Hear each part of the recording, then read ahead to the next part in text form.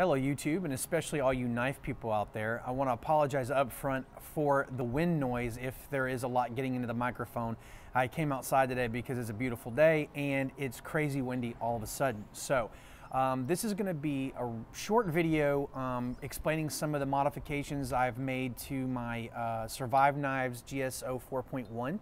Here is the modifications that I've made. The first thing you'll see is that there's now a fire steel loop. And I ordered this off ESEE.com, that's ETSY.com. I will put the link below for those of you who are interested, but like a lot of Kydex knives, the sheath from Survive did not come with a fire steel loop. And that's something that's very important to me, something I definitely want in a knife. This particular one is made out of 0.08 Kydex. The holes that are in the back here are 1.5 inches apart. It's kind of a standard. And it accommodates a 3/8 inch fire steel. And I have a Light My Fire in here right now. This one is offered by Chris Ladd, and he's under Survival Sheath System over on Etsy. Again, I'll put the link below. It costs about $9.50 in shipping from where he is. I can't remember actually, down here to Alabama was $5. So you're looking at $14.50. I got it in about 2 days, super fast shipping, and the quality is very, very good. I did put this sheath, this Kydex fire steel loop holder on my SE4 Kydex sheath as well, and it fit just fine. On the Survive knife sheath, however, the only two nodules, the only two holes that have the right distancing are these two along here. So when I first mounted it, it was flaring out at a really hard angle. It was still secure, but it looked kind of odd.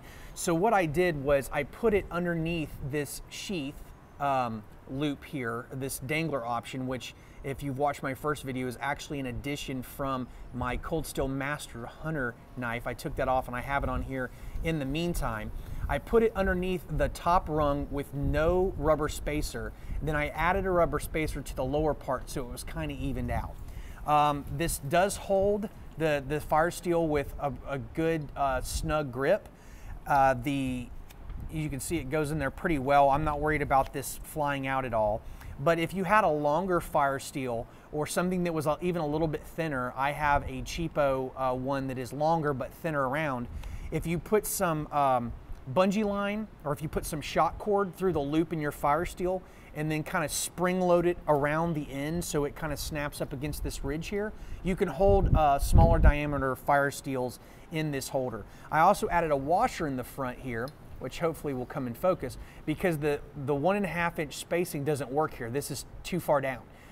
So what I did was through this spacing right here, I ran the fastener through the backside and then secured it on the front with a washer, because the diameter on the top of the screw was just enough that it could kind of wiggle its way through this seam.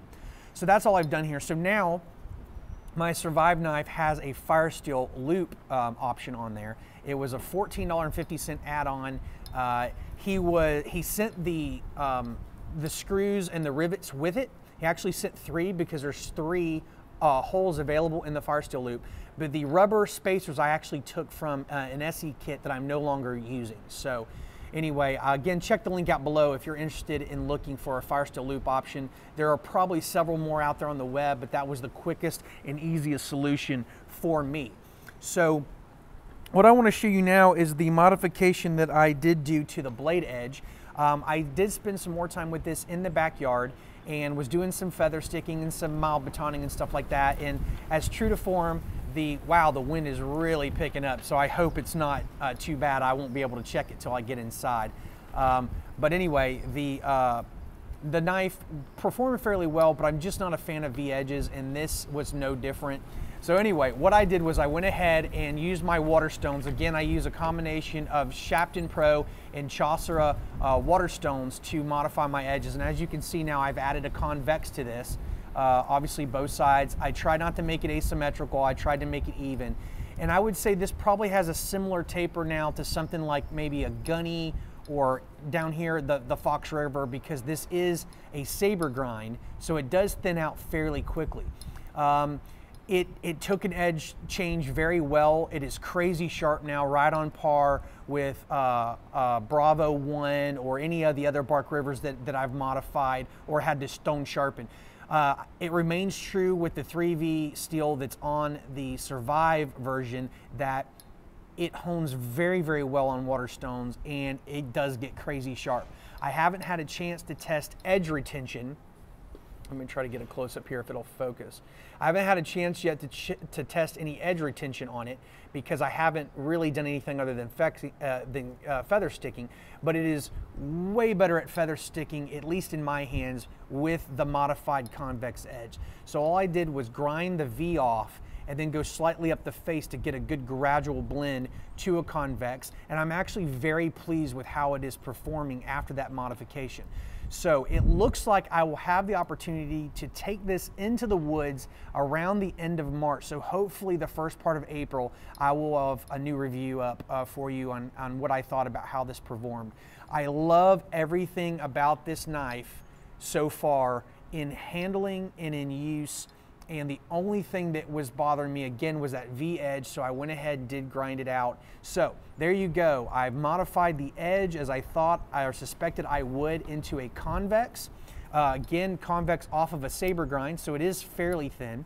And then on the sheath end of things, I did add the Fire Steel Loop Kydex option, and I have that linked for you below. So hopefully the next time I get a chance to put a video together, I will have tested this in the great outdoors and come back with my thoughts on that sort of thing.